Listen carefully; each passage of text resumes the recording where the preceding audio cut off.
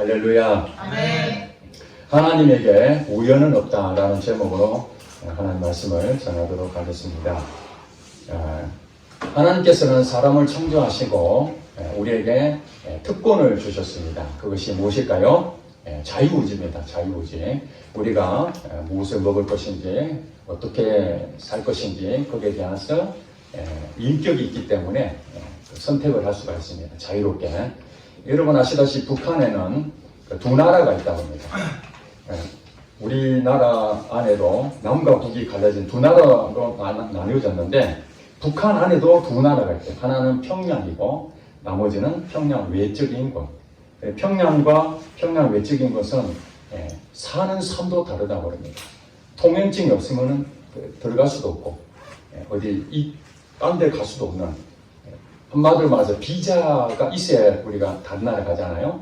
마찬가지로 평양에도 비자처럼 통행증이 있어야만 출입이 가능하다고 합니다. 자유의지가 없다라는 것은 마치 북한에 있는 어떤 내가 가고 싶은데 가지 못하고 그런 일들이 일어나는 것이고 불행한 일이죠. 하나님께서는 우리에게 이런 자유의지를 주신 것에 대해서 우리는 그것을 좋은데 선택을 하며 살아야 되는 것이죠. 그것이 하나님 원하시는 뜻이었습니다. 자, 그런데 하나님께서 이 세상을 만드시고 우리 인간에게 자유의지를 주셨다고 인간 마음대로 그렇게 생활하라고 할 수 있을까요? 그렇게 된다면 어떻게 되겠습니까? 엉망진창이 되겠죠. 질서도 없고 인간이 막 사람을 죽이고 오늘날도 전쟁을 일으키고 악한 자가 일어나면은 백성이 곤란해지는 그런 일들이 비일비재하지 않습니까? 그래서 사실은 이 자유의지라는 걸 통해서 인간에게 좋은 특권을 주셨지만은 또 반대로 이 잘못된 선택으로 인해 가지고 우리가 스스로 피해를 당하기도 합니다. 그래서 하나님께서는 때로는 우리에게 자유의지를 주시지만은 그 자유의지 속에 하나님께서 일하시는 일이 있다는 것입니다. 우리는 태어날 때 선택이 다 내가 선택해서 태어난 것처럼 보이지만은 생각해보면은 그렇지 않은 부분도 많이 있습니다. 우리가 나라를 선택한다든지 부모님을 선택한다든지 심지어는 여러분 성격도 여러분 선택할 수가 없습니다. 여러분 신체도 부모님의 유전자를 물려받고 여러분 태어납니다. 그래서 어떤 병에 걸리면은 유전 검사를 하면은 이게 유전병이라는 것이 있지 않습니까? 그럼 이것도 주어진 것입니다. 마찬가지로 내가 그것에 대해서 때로는 남들에 비해서 재능이 있고 강점이 될 수도 있지만 남들과 비교했을 때 부족하고 연약한 부분도 없잖아 있을 수 있습니다. 하나님 믿는 사람들이라고 모두가 강점만 있을까요? 그렇지 않습니다. 하나님의 선택한 자들이 쓰임 받는데 그 쓰임 받는 사람이라 할지라도 그 성격이라든지 또 가정 환경이나 어린 시절 또 자라난 그 배경들 이런 것들이 모든 것이 다 좋은 것만 있는 것이 아니라 모든 것이 나쁜 것만 있는 것도 아닙니다.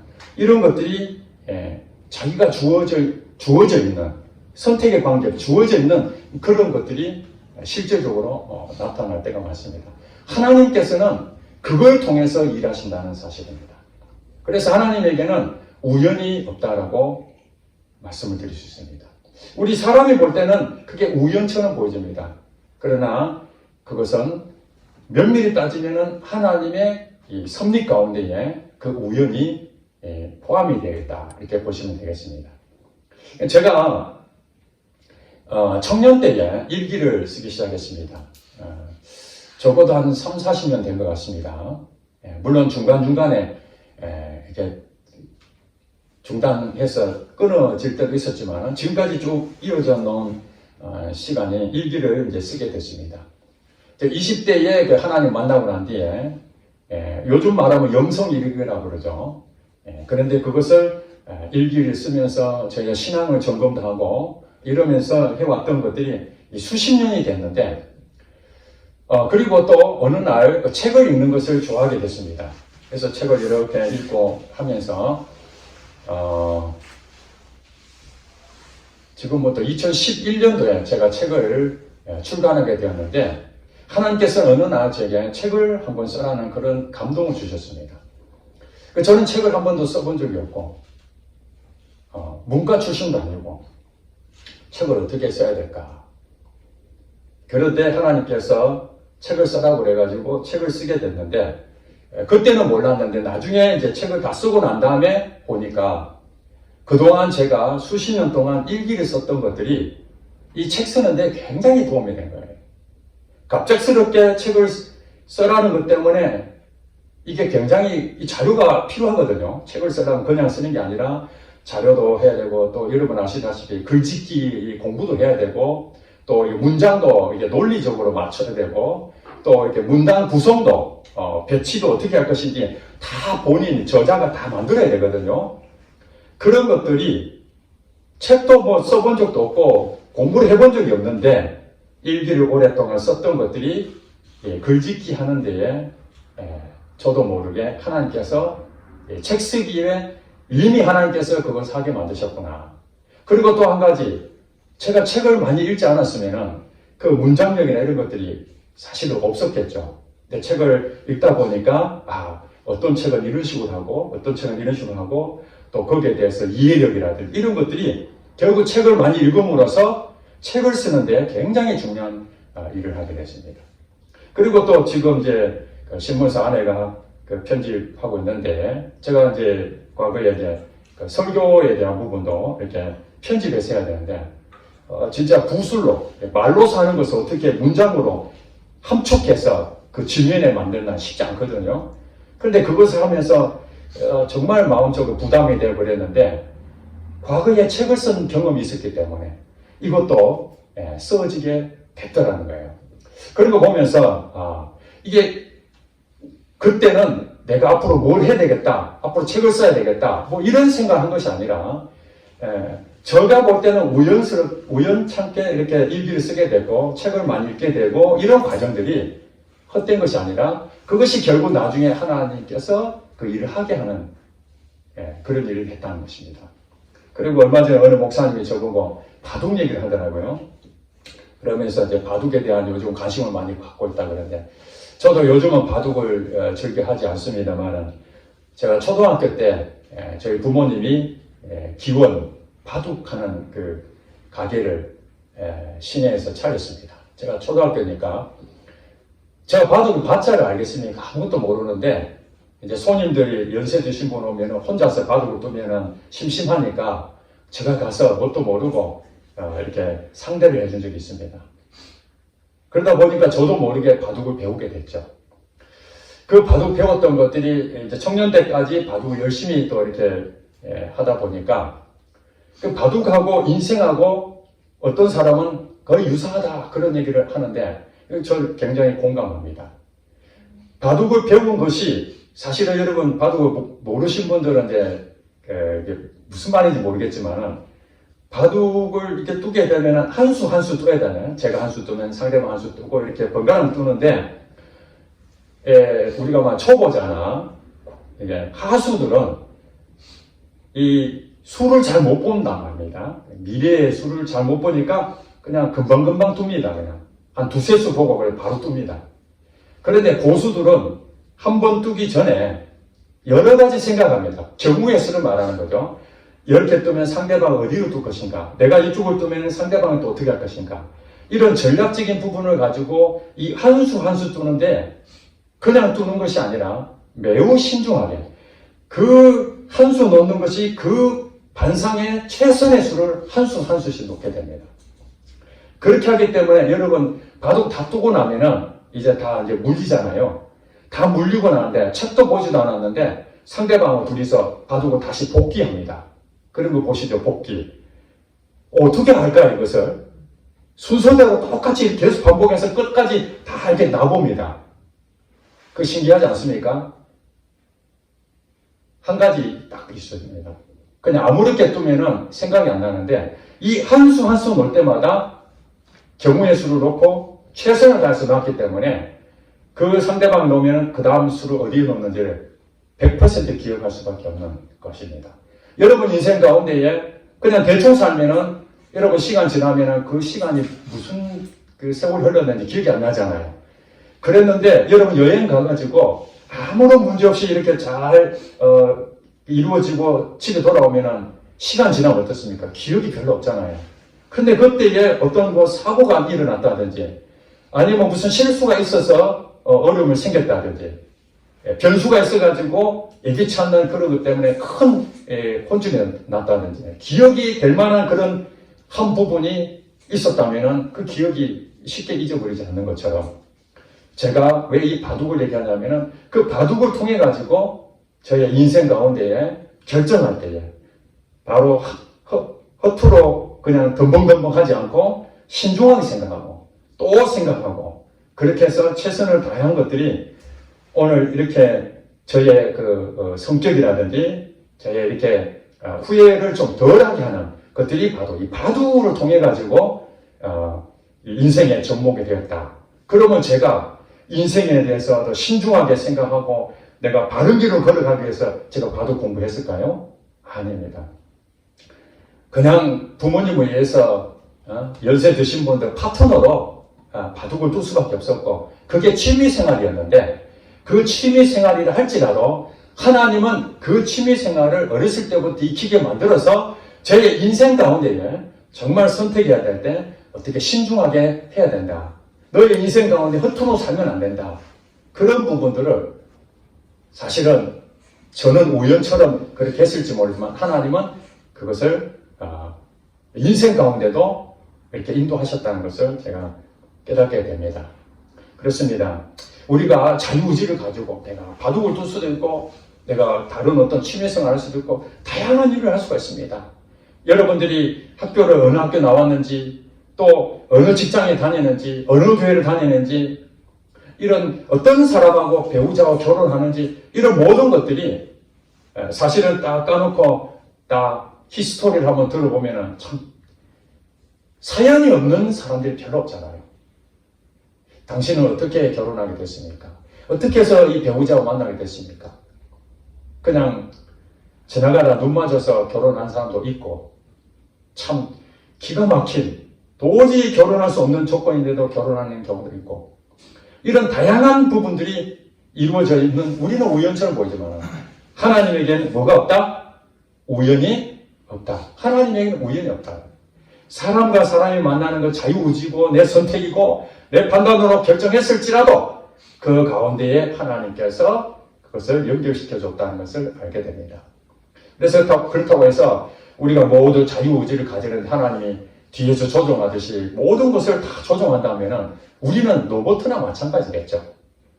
그렇기 때문에 우리의 자유의지를 하나님께서 온전하게 사용하기를 바라시지만 때로는 하나님께서 그 자유의지 속에서 하나님의 환경과 나의 성격과 내 가지고 있는 그런 어린 시절부터 자라나는 환경, 가정 환경, 뭐 직장 생활, 뭐 교회 생활 이 모든 것들을 하나님께서는 이렇게 섭리 가운데 우리를 인도해 가신다는 사실입니다. 자, 그런 부분이 오늘 성경에 나와 있습니다. 여러분 잘 아시는 요셉이라는 사람입니다. 여러분 요셉 하면은 사람들이 국무총리 요셉으로 기억합니다. 자, 하나님께서 요셉을 국무총리로 세우고자 계획을 세워주셨습니다.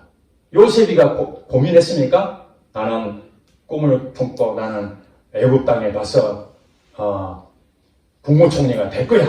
이런 꿈을 단 한 번도 꾼 적이 없습니다. 그런 계획도 한 적이 없습니다.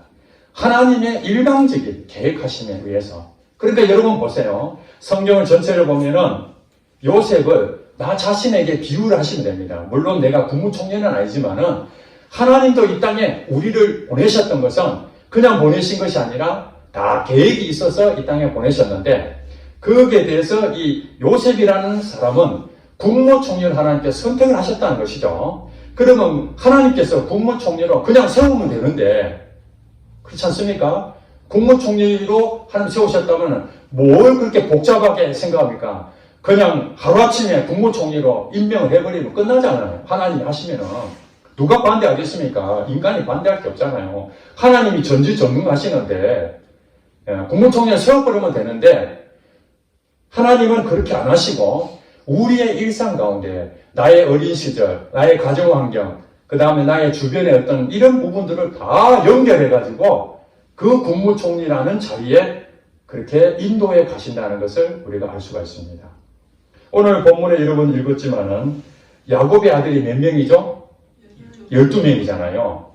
오늘 본문 이전에 보면은 야곱이 형 예서에게 미움을 받아서 이제 도망을 치죠.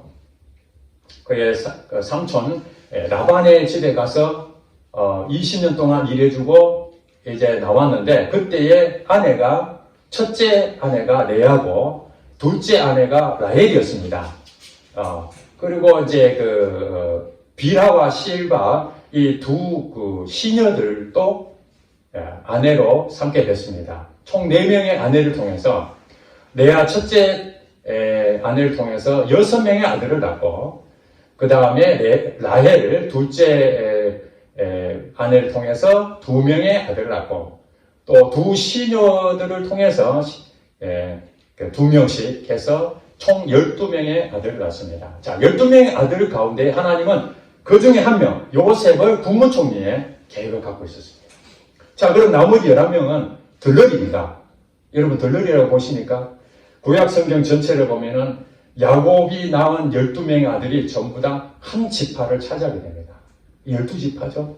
12지파라는 부분들이 이 야곱의 아들로 나타났으니 이 12지파야말로 구약에서는 12지파가 정말 대단한 지파의 대장이죠. 지파의 대장. 자, 신약으로 가면은 예수님의 제자가 몇 명이었죠? 12명이죠. 구약에서는 12지파를 말하면은 신약에서는 12제자들을 말하는 것이죠. 그러면 12제자 가운데에 여러분 아시다시피 좀 괜찮다고 보여지는 그 제자가 누구죠? 베드로잖아요. 나머지 사람들은 그렇게 크게 인물이 두각을 나타나지 않습니다. 물론 베드로도 대단한 건 아닙니다. 그러나 하나님께서 이 신약의 제자들 가운데 베드로가 성령 충만하여 설교를 했더니 몇 명이 예수를 믿었어요? 3,000명씩 예수를 믿는 일이 생겼습니다. 나머지 제자들은 예수를 믿었지만은 대부분 다 순교를 했습니다. 베드로만큼 탁월하지는 않았습니다. 그래도 우리가 신약에 보면은 예수님의 12제자로 인정을 하고 구약에는 요셉이라는 사람의 특초를 했지만은 나머지 11명까지도 모두 12지파에 수렴이 됐다는 것을 우리가 염두에 둬야 되겠습니다. 자, 그렇다면은 오늘 요셉의 국무총리가 되기까지 여러분들의 국무총리가 되기까지 요셉이 어떤 과정을 거쳤는지 이 짧은 시간에 다 설명할 수 없습니다. 이미 여러분 다 알고 계시기 때문에 간략간략하게 생각하시면서 오늘 우리 자신이 하나님의 나를 앞으로 어떻게 쓰실 것인지 미래의 나는 어떤 하나님이 역사하실지 우리는 모릅니다. 제가 바둑을 미래에 뭘 생각하고 배우지 않은 것처럼 내가 일기 쓰는 것이 책을 쓰려고 쓰지 않은 것처럼 그러나 이런 것들이 결국에는 하나님이 어떤 일을 하는데 미리미리 다 준비하게 만드셨던 한 과정처럼 요셉도 바로 국무총리가 되는 것이 아니라 국무총리가 되기까지의 그런 과정을 이렇게 밝게 만들어 간다는 것입니다. 그것은 하나님은 어떤 계획을 세우는데 거창하게 우리가 말하는 성공적으로 멋지게 그렇게 계획하여 우리를 그렇게 만드신 것이 아니라 우리 일상에서 평범한 그런 환경 가운데에 일하신다는 것입니다. 자, 37장에 보니까 야곱의 족보에 대해서 나오는데 그 중에 요셉이라는 한 인물이 있는데 2절에 보니까 요셉이 몇 살이었어요? 2절에 보세요. 17세죠. 자, 오늘 37장에 나와 있는 이 본문의 요셉의 시간대는 17살 때의 일입니다. 17살. 자, 여러분 17살이면 소년이죠. 요즘 말은 청소년입니다. 청소년. 철이 없을 때입니다. 그런데 여기에 이제 성경에 설명하기를 어떻게 해야 되냐면은 요셉이 자기 형제들하고 같이 있다가 그 형제들 가운데 뭔가 잘못을 저지른 게 있었던가 봐요. 그랬더니 요셉이 그들의 잘못을 아버지한테 뭐합니까? 고자질합니다. 여기 보니까 그가 그들의 잘못을 아버지에게 말하더라. 그러니까 17세 소년이면은 아주 어린애도 아니지만은 그래도 성격이 아주 정직하고 바르렀다는 것을 알 수가 있습니다. 뭔가 잘못하니까 저건 잘못했네. 그렇다고 해서 배려해주고 그런 것은 아직 없었던 것 같아요. 그저 가서 아버지한테 형들이 이거 잘못했어요. 이렇게 고자질한 겁니다. 그러니 그 형들이 기분이 좋을까요? 안 좋을까요? 안 좋죠, 당연히. 그리고 또 한편으로 이 야곱을 통해서 이 요셉이 태어나기를 늦둥이를 태어났어요. 늦게. 11번째 아들이니까 굉장히 늦게 태어났거든요. 그러다 보니까 3절에 보니까 요셉은 노년에 얻은 아는 힘으로 이스라엘은 이거 야곱입니다. 야곱이 여러 아들들보다 그를 더 사랑함으로 한마디로 편애를 했다는 것입니다. 그를 더 사랑함으로 그를 위하여 뭘 지어줬어요? 채색옷. 이건 진짜 우리가 말하는 정말 사랑스럽고 특별한 존재한테 입혀주는 이 채색옷인데 그것을 요셉에게만 줬다는 거예요. 그러니 형들은 생각해 보세요. 나도 똑같은 아들인데 나는 그런 옷도 없고 요셉만 왜 이뻐하나? 지금 가정 환경이 어떤지 아시겠죠? 늦게 낳은 늦둥이였는데 형들이 엄청난 형들이 있습니다. 나이 차이도 엄청납니다. 그런 상태에서 아버지가 자기의 채색옷을 입어주니까 자기는 얼마나 좋았겠습니까? 형들에 비교해서 어떻게 말하면 좀 사랑을 더 받았으니까. 자, 그런데 그것 때문에 문제가 생겼습니다. 4절에 보니까 그의 형들이 아버지가 형들보다 그를 더 사랑함을 보고 그를 미워하여 그에게 편안하게 말할 수 없었더라. 이 말이 무슨 말입니까? 형제처럼 여겨지지 않았다는 거예요. 그 자리에 끼지는 못했어요. 얘기를 해야 되면 형제끼리 서로 주거니 받거니 형 이거 뭐고 동생 뭐 이거 뭐 이렇게 얘기도 되는데 요셉이 오면은 너 나가 어디 끼려고 이 자리에 이랬다는 거 아닙니까? 지금 편안하게 얘기도 못할 정도로 요셉을 왕따시켜버렸습니다. 형들의 미움을 사고 있었습니다. 그런데 어느 날 요셉이 꿈을 꿨습니다. 그 꿈을 꿨으면 혼자 마음에 품고 있으면 되는데 이걸 또 형들한테 자랑 삼아 얘기합니다. 여러분 아시다시피 꿈을 2번이나 꾸잖아요. 그러니까 그 꿈이 전부 다 요셉에게 절하는 꿈이거든요. 얼마나 미움이 더 컸습니까? 미움에 미움을 더 크니 이제는 요셉은 어린 시절이 왕따당한 소년이었습니다. 여러분 요셉의 미래가 어떻다고요? 국무총리입니다. 하나님이 선택하셨기 때문에 반드시 그는 국무총리가 되어야 됩니다. 그런데 현실은 어떻습니까? 아버지의 사랑을 받았지만 형들의 사랑을 받지 못하고 오히려 미움을 받아 차라리 아버지 나한테 사랑 안 해주고 나 형들하고 같이 있었으면 더 좋을 것 같다. 이런 생각 안 했겠습니까?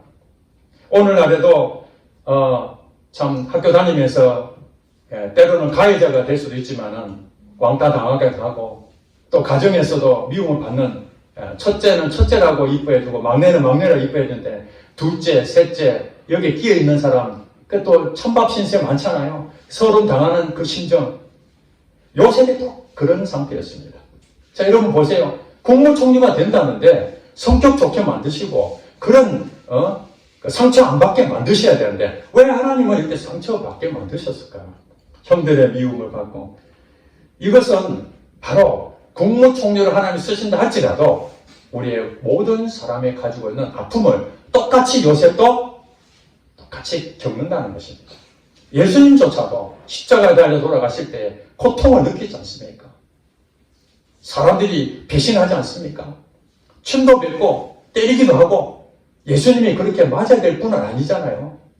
인간에게 모욕을 당하고 수치를 당하는 분이 예수님 아니십니까? 왜 그렇습니까? 예수님도 그걸 겪으면서 인간의 모든 부분이 다 이런 고통을 당하고 있다는 것을 예수님도 실제로 겪었기 때문에 예수님이 우리하고 같은 동질감을 느끼는 거예요. 자, 여러분, 요셉이 만약에 바로 성공해서 국무총리 됐다면 우리는 사실 요셉이 꿈도 못 꾸지 않겠습니까? 그런데 요셉이 지나간 시간들을 보니까 어린 시절도 참 행복한 것처럼 보이지만은 불행한 시절을 겪었구나. 형제간에도 어려움을 당하고 있었구나. 그랬는데 더 기가 막힌 것은 형들이 이제 시기 질투가 심해지면서 하루는 아버지가 심부름을 보냅니다. 형들한테 양 잘 돌보고 있는지, 형들은 지금 뭐 하고 있는지 한번 가서 보고 와라. 그래가지고 심부름 가서 이렇게 봤는데 그 형들이 딱 보니까 요셉이 오잖아요.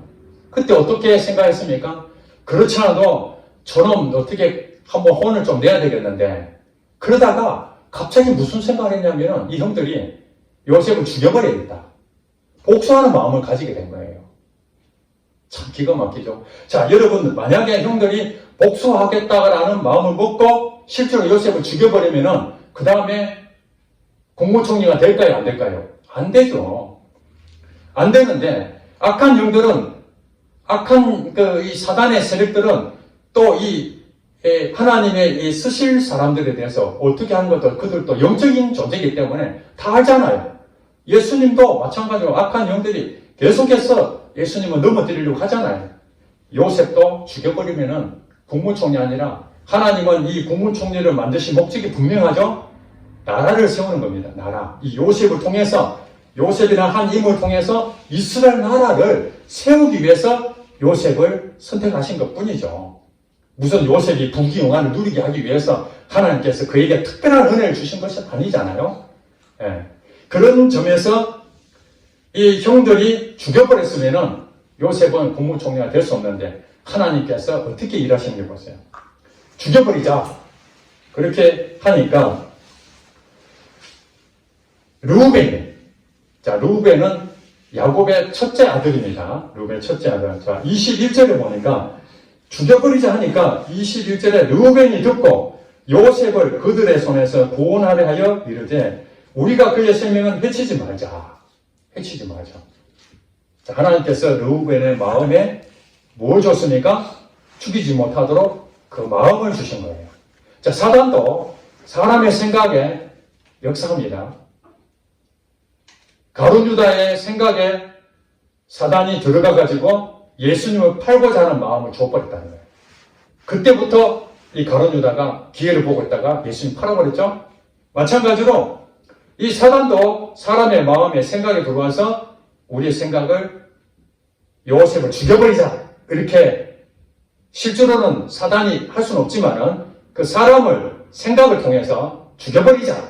그래서 그렇게 하려고 했던 것을 하나님은 또 한편으로 이 르우벤을 통해서 그 생각 속에 죽이면 안 되겠다. 그 마음을 먹게 만드셨습니다. 자, 르우벤이 첫째 아들이죠. 그러면 첫째 아들에 대한 마음은 무엇이겠습니까? 장자입니다, 장자.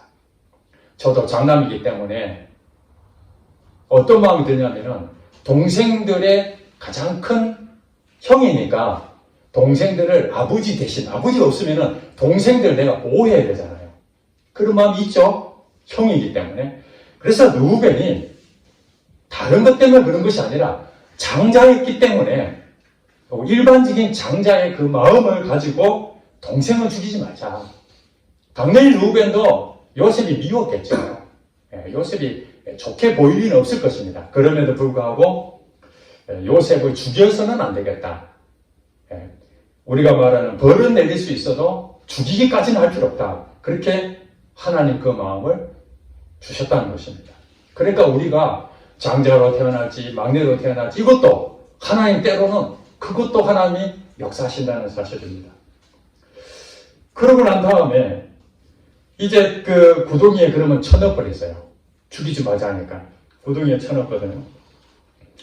구덩이에 쳐넣었는데 유다, 야곱의 네 번째 아들이 유다입니다. 유다. 자, 이 유다가 갑자기 어떤 생각이 드냐면 25절에 보니까 밥을 먹고 있는데 지금 요셉은 구덩이에 빠져 있어요. 근데 요셉은 어떻게 해야 될지 사실은 지금 장담이 안 섭니다. 구덩이에 빠지는 것은 일단 죽이는 것을 보류한 것 뿐이에요.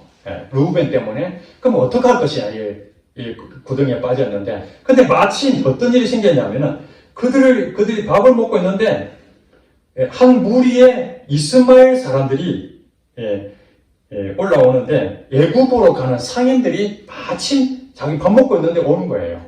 그걸 본 유다가 이 구덩이에 빠져 있는 것을 요셉을 어떻게 죽이기는 좀 어려우니까 차라리 돈 받고 파는 것이 더 낫겠나? 목숨은 살려주는 게 나. 우리 눈에서만 안 보이면 되니까 살려주는 게 낫겠나?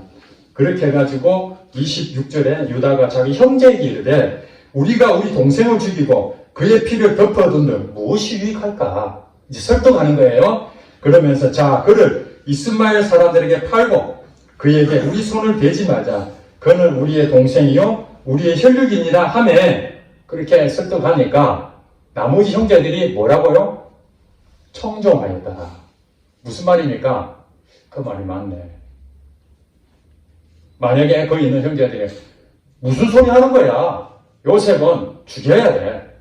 끝까지 밀고 나갔다면 끝날 수 있었었는데 유다가 나서서 그렇게 했습니다. 자, 이 유다가 나중에 예수님이 족보에 나오는 사람입니다. 요셉의 족보. 12지파 가운데에 요셉의 족보로 이렇게 예수님이 나온 게 아니라 유다로 요셉의 족보가 나옵니다. 그 유다가 이 공로가 있는 것이죠. 그렇게 해가지고 결국에는 이 요셉을 구덩이에서 끌어올려가지고 은 20을 받고 그 상인들한테 팔아버렸습니다. 그 상인들이 어디로 갔다고요? 애굽 땅으로. 마치 애굽 땅으로 갈 때 그 상인들이 팔았습니다. 자, 이 상인들이 애굽 땅에 가가지고 누구한테 또 팔았냐면요. 자, 36절에 볼게요. 36절은 그 미디안 사람들은 그가 누구죠? 요셉입니다. 요셉은 애굽에서 바로의 신하 친위 대장 누구에게 팔았어요? 보디발에게 팔았습니다. 자, 여러분 이제 38장부터 그 이후에 나오는 요셉의 내용이 뭡니까? 보디발의 노예로 팔려간 것이죠. 자, 여러분 생각해 보세요. 하나님은 국무총리라는 정말 이스라엘의 지도자로 구원자로 딱 세웠는데 현실은 오히려 형들한테 미움을 받고 죽을 뻔하다가 살아나가지고 아버지 품에 가는 것이 아니라 아버지 입었던 채색 옷도 다 베김당하고 결국에는 종으로 팔려 전혀 정말 이국 땅으로 팔려갔으니 요셉이야말로 얼마나 참 기가 막힐 일이겠습니까? 기가 막힐 일이죠. 요셉은 국무총리가 될 것은 진짜 1도 없었지 않겠습니까? 어떻게 하면 이 노예 생활을 빨리 벗어나서 아버지한테 돌아올 것인가? 내가 어쩌다가 형들한테 이렇게 미움을 받아가지고 내 인생이 왜 이렇게 꼬꾸라졌을까? 하고 절망하고 안타까워 할 수 있는 그런 상황. 그리고 또 한편으로 이 요셉 입장에서 생각해 보세요. 정말로 채색옷 입히고 늦둥이 그 아들을 품에 안고 같이 있어서 그 또 아내를 잃어버린 가장 사랑하는 아내를 일찍 잃어버렸으니까 한편에는 외로움이 굉장히 컸을 텐데 요셉만 보면서 그 엄마 생각에 그래도 마음에 기쁘고 만족함을 이렇게 살고 있었는데 어느 날 요셉이 짐승들한테 찢겨서 죽었다라고 그런 얘기를 들었을 때에 그 야곱의 마음은 어땠을까요? 참으로 이 가정은 나중에 이제 알게 됐습니다만은 요셉이 국무총리가 될 줄 알았겠습니까? 이미 죽은 자식이라고 생각했지 않겠습니까? 그렇게 생각한다면은 참으로 이 가정이야말로 야곱도 하나님 믿었던 자였는데 자식을 잃었다고 생각하는 그 아픔. 요셉은 참으로 아버지의 사랑을 받았지만 형들의 미움을 받아서 애굽 땅에 노예로 팔려가는 이 신세. 정말로 우리가 볼 때 아무것도 미래가 보이지 않는 이 가운데서 하나님께서는 이제 보디발에 가서 사실 보디발의 집에 팔리지 않았다면 감옥에 왜 들어갔겠습니까? 보디발의 아내가 유혹을 했기 때문에 감옥에 들어간 거 아닙니까? 감옥에 들어가지 않았다면 어떻게 정치범들하고 감옥에서 만날 수 있었겠습니까? 그러면은 꿈 해몽을 할 수가 없었잖아요. 그렇게 유추해보면은 반드시 그는 노예로 들어가는데 보디발 집에 들어가야 되고 그 아내가 유혹하는 것을 다 아시고 감옥에 들어가서 거기서 훈련받고 감옥에서 있는 동안에서도 요셉은 국무총리는 꿈도 꾸지 못했는데 마지막에 국무총리가 되고 난 다음에 비로소 형제들을 다 고향에 불러들이잖아요. 야곱도 다 불러들이잖아요. 그리고 난 다음에 자기가 깨달았습니다. 하나님께서 나를 그때 왜 형들한테 미움을 받게 만드시고 애굽 땅에 팔리게 하시고 보디발에 그 다음에 감옥에 들어가고 나를 이 국무총리 앉히게 하시는 이유를 비로소 알았다. 이스라엘 백성들을 이곳에 나를 먼저 보내서 이스라엘 우리 형제들을 이곳에 오게 만들려고 하셨구나. 그것을 비로소 나중에 다 깨달았다는 것입니다. 우리가 볼 때는 다 우연처럼 보입니다. 정말 힘든 일들, 때로는 좋은 일들, 이런 과정을 통해서 일상의 일들이 이런 과정을 통해서 흘러가지만은 하나님의 일하시는 것들은 우리가 알지 못했던 일들이 일어나는 거예요. 제가 간증하시는 분들 이렇게 보면은 하루아침에 뭔가 새로운 어떤 것을 얻은 것이 아니라 정말 어떤 사람은 10년, 어떤 사람은 20년 동안 요셉처럼 정말 인생 내가 이렇게 살 수 있나 하고 그 어려운 과정을 거쳐가면서 하나님의 믿음으로 순종하며 갔는데 결국 보니까 자기의 아팠던 시절 부모님 때문에 부모님이 이혼하기도 하고 또 어렸을 때부터 폭행을 당하고 뭐 이런 장애를 입고 여러 가지 누가 보더라도 말도 안 되는 그런 것들이 있었지만은 하나님께서 그 과정을 통해서 오늘 나를 이렇게 쓰신다는 것을 그런 간증들을 들을 때에 요셉만 그런 것이 아니라 오늘 21세기에 사는 우리들도 요셉같이 똑같이 하나님의 쓰임의 용도, 하나님이 말씀하시는 사명은 다 다를지 모르지만은 그런 과정들은 다 이런 과정을 거치는구나. 그러니까 여러분들도 그 많은 교회 가운데 큰 교회도 있고 편안하게 할 수도 있는데도 불구하고 이런 어려운 데 와가지고 희생하고 봉사하고 섬기고 이런 것들이 여러분들이 자유의지에 의해서 왔을 것처럼 보이지만은 하나님께서 이 교회를 세우신 계획이 되어 있다면 이 교회에 어떤 사람들이 와서 신앙생활을 해야 될지 하나님 다 아실 것입니다. 그 사람이 어떻게 이 교회로 왔는지 그 연결해서 오게 된 것이죠. 그러니까 우리가 사실은 어느 날 갑자기 돈이 생기고 그런 게 아니잖아요. 어느 날 갑자기 무슨 일이 생기는 것이 아니잖아요. 다 지금 여러분 만나고 있는 그 사람을 통해서 하나님 일하십니다. 아멘.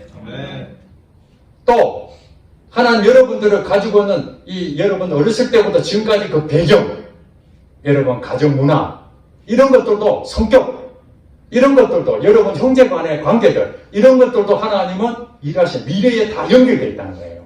그리고 여러분들이 지금 누구를 만나는지 어떤 사람을 만나는지 그 다음에 학교도 어디 나왔는지 또 뭐 친구는 누구를 사귀고 뭐 이런 과정들도 그게 전부 다 쓸데없는 것이 아니라 그것이 나중에 다 연결이 돼가지고 여러분 미래에 어떤 하나님 일하시는데 그게 다 이렇게 우리가 말하는 그 붓으로 깨는 것처럼 다 연결이 됐어요. 제가 그렇지 사업을 한다고 나와서 납품하려고 그러는데 아는 사람 한 명도 없으면 어떻게 거래가 되겠습니까? 다 아는 사람 전화해가지고 선배, 후배, 그 다음에 동문들 이런 사람 연결해서 만나고 또 내가 같이 직장생활 했던 사람들하고도 물어보기도 하고 여러 가지 거래처 사람들 이래가지고 그래서 이렇게 연결되잖아요. 보면은 하나님이 그렇게 역사하시는 것을 우리가 안다면은 지금 현재 여러분들 가지고 있는 그 가정 환경이나 그 다음에 여러분들 지금 만나고 있는 지인들이나 이것을 그냥 무시하고 흘려보낼 게 아니라 뭐라고 생각해야 됩니까? 최선을 다해야 되는 요셉처럼 어디 가래 집에 가든지 감옥에 들어가든지 내가 어떤 목표를 이루고자 하는 꿈이 없을지라도 하나님께서 오늘 만나는 사람 내가 하는 일 그것에 대해서 최선을 다하게 되면 그것을 하나님께서 하나씩 인도하시고 여러분이 잘못 가면 하나님께서 이렇게 인도하시고 악한 영이 역사하면 그거 막으시기도 하고 또 여러분들이 가는 일에 생각하게 하시기도 하고 물론 여러분들이 자유의지를 가지는 것들이 많이 있겠지만은 그 가운데 하나님께서 필요한 대로 이렇게 인도해 가신다는 거예요. 그러니까 우리는 뭐하나 분별할 줄 알면 되죠. 이게 하나님이 일하시는구나. 하나님께서 이렇게 하시는구나.